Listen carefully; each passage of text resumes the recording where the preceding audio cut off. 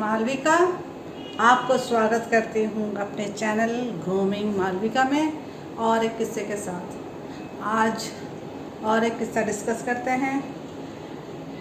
Theme है independent होना। If you ask someone like what do you mean by independent, then mostly they will answer like if you are financially independent and you are not dependent on your parents or from someone else, then you are independent.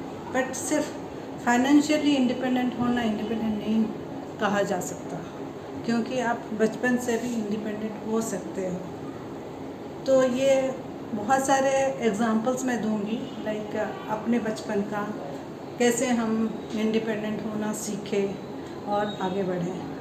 जैसे class 5th 6th या maximum 7th तक हमारे parents हम कहाँ कौन से school जाएंगे, कौन से स्कूल टीचर के साथ कैसे प्रोग्रेस कर रही है, ये सब वो लोग डिसाइड करते थे और प्रोग्रेस लेते थे।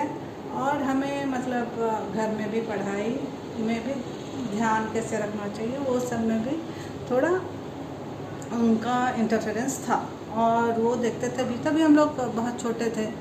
But after some period of time, like after class 7th, फिर हम अपना ही सारा डिसीज़न खुद कब लेना स्टार्ट किए ये पता भी नहीं चला, क्योंकि हम खुद जाके कौन से सर से कौन सा सब्जेक्ट का ट्यूशन लेंगे वो खुद जाके हम टीचर के साथ बात करके ट्यूशन में घुस जाते थे। जैसे कौन सा सब्जेक्ट और कौन सा ट्यूशन कौन से टाइम पे फिट होगा, अपना शेड्यूल के हिसाब से हम डिसाइड करते थे कौन सा ट्यूशन टीचर के पास कितने टाइम पे जाना है।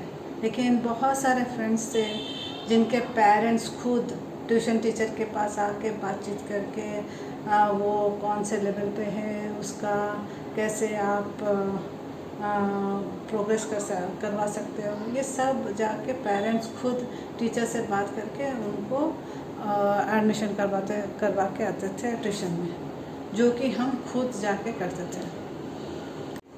और कभी कभी एग्ज़ाम के बाद हम देखते थे पेरेंट्स बहुत सारे वेट कर रहे हैं अपने बच्चों को ले जाने के लिए। किसी के हाथ में जूस है, किसी के हाथ में खाना है, लेकिन हमारे घर से कोई आता नहीं था। हम एग्ज़ाम दिए और बातचीत करते करते घर चले जाते थे। घर में पूछा जाता था कैसा हुआ एग्ज़ाम, हम बताते थे कि ऐसा ऐसा एग्ज़ाम हुआ है, बस उतना ही। कोई मतलब उतना तभी फील भी नहीं होता था। अच्छा, इनके पेरेंट्स, हम लोग हंसते थे कि देखो उसके पेरेंट्स जूस लेके आया है, कोई लस्सी लेके आया है, तो हम थोड़ा हंसी मजाक में ले लेते थे। ये सिर्फ नहीं, मैं मतलब क्लास 6 या 7 से ओडिसी डांस भी सीखती थी। तो मैं और मेरी सिस्टर, छोटी वाली सिस्टर, हम लोग ओडिसी डांस सीखते थे। तो ओडिसी डांस टीचर को भी हमने खुद जाके बात करके उनके क्लास में एडमिशन लिया था। और वो टीचर हमें बीच बीच में परफॉर्मेंस के लिए यहाँ वहाँ ले जाते थे। तो हमारे घर में इतना ओपन कल्चर था जो कि हम खुद डिसाइड करते थे कहाँ जाना है कहाँ नहीं।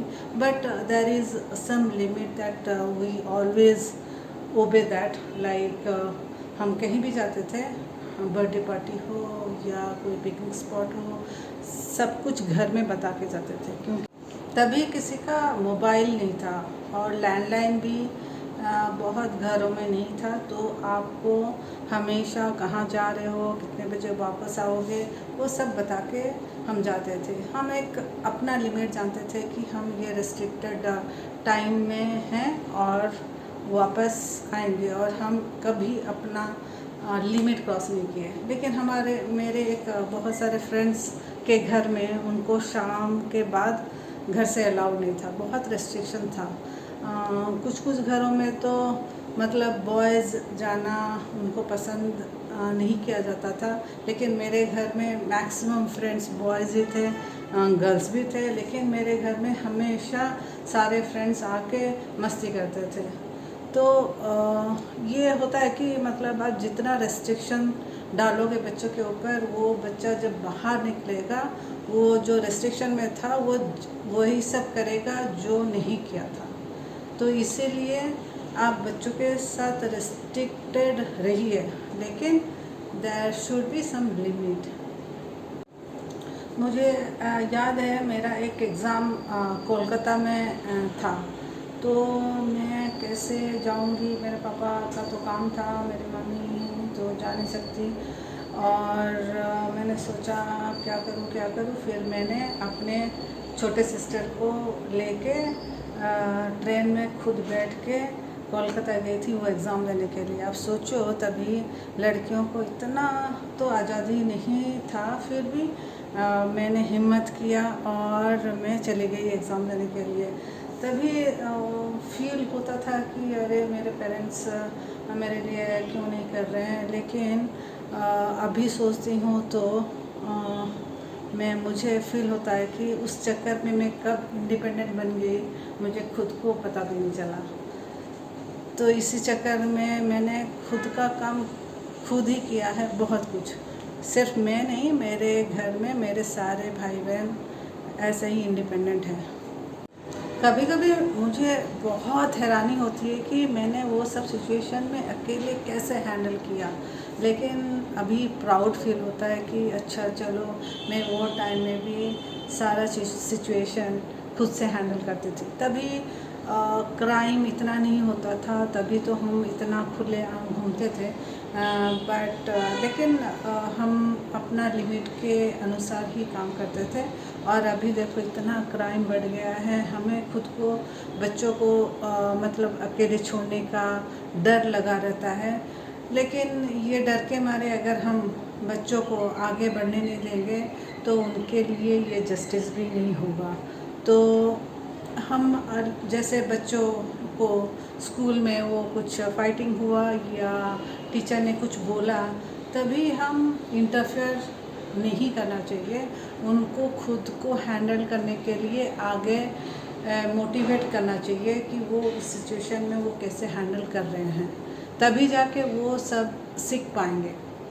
जैसे आप आके बता सकते हो कि बाद में बता सकते हो कि what to do what not to do, but let them handle all the situation, तभी तो वो जाके कुछ सीखेंगे आगे जाके। और लाइफ में बहुत मुश्किल आने वाला है, जैसे हम कितने मुश्किल से आगे आए हैं, तो हमने खुद सीखा है। और रिस्पॉन्सिबिलिटी आता है तो सब कोई अपना रिस्पॉन्सिबिलिटी अपने हिसाब से हैंडल करते हैं।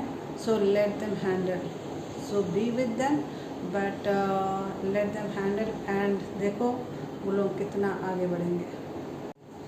किसी ने सही कहा है, अगर ना हो संघर्ष और ना हो तकलीफ़ तो क्या मज़ा है जीने में। बड़े बड़े तूफ़ान थम जाते हैं अगर आग लगी है सीने में।